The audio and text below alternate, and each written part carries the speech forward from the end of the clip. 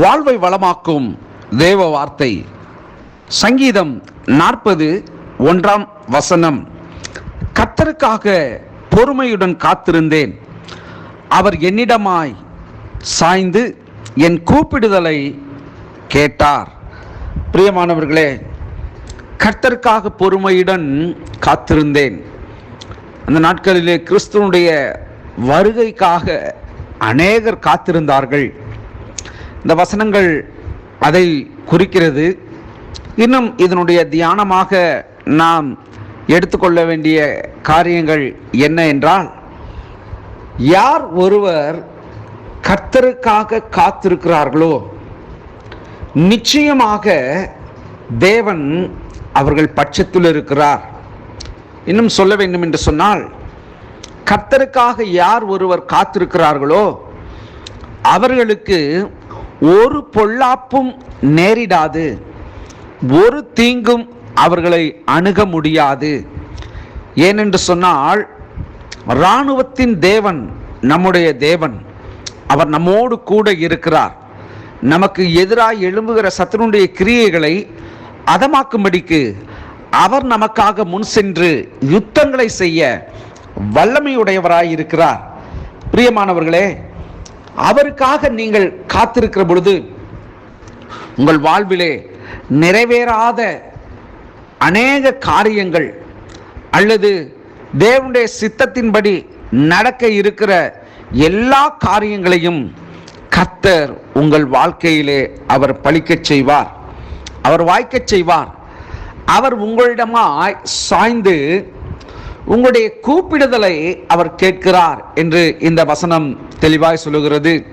ஆம், வானத்து பறவைகள் கூப்பிடுகிற கூப்பிடுதலை கேட்கிற தேவனாய் இருக்கிற அவர், அவருடைய படைப்பின் சாயலாய் அவரை போலவே தமது சாயலாய் உண்டாக்கப்பட்டதான அவருடைய பிள்ளைகளுடைய கூப்பிடுதலை நிச்சயம் அவர் கேளாதிருப்பாரோ? நிச்சயமாக உங்களுடைய கூப்பிடுதலை அவர் கேட்கிறவராய் இருக்கிறார். தாவீது சொல்லுகிறான், என் நெருக்கத்திலே கர்த்தரை நோக்கி கூப்பிட்டேன், கர்த்தர் என் சத்தத்தை கேட்டு என்னை விசாலத்தில் கொண்டு வந்து வைத்தார் என்று அருமை பக்தன் சொல்லுகிறதை நாம் பார்க்கிறோம். பிரியமானவர்களே, உங்களுடைய வாழ்விலே நீங்கள் எப்படிப்பட்ட சூழ்நிலைகளில் வாழ்ந்து கொண்டிருந்தாலும், எப்படிப்பட்ட சூழ்நிலைகளில் நீங்கள் போய் கொண்டிருந்தாலும், உங்களுடைய கூப்பிடுதலை அவர் கேட்கிறவராய் இருக்கிறார். உங்கள் பட்சமாய் அவர் இருக்கிறார். அவர் உங்களோடு கூட இருக்கிறார். அவர் உங்களோடு கூட இருந்து உங்களை நடத்தி செல்கிற தேவனாய் இருக்கிறார்.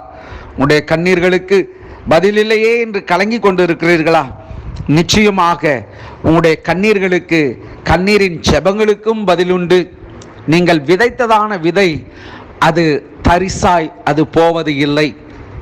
நீங்கள் கர்த்தருக்காக எழும்பி பிரகாசிக்கிற பொழுது, கர்த்தருடைய சமூகத்திற்காக நீங்கள் ஓடி வருகிற பொழுது, கர்த்தரின் பக்கமாய் நீங்கள் சாய்ந்திருக்கிற பொழுது, அவரும் உங்கள் பக்கமாய் சாய்ந்திருக்கிற தேவனாய் இருக்கிறார்.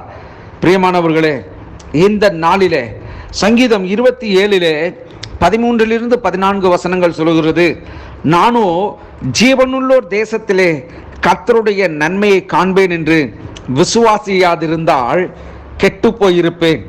கர்த்தருக்கு காத்திரு, திடமனதாயிரு, அவர் உன் இருதயத்தை ஸ்திரப்படுத்துவார்.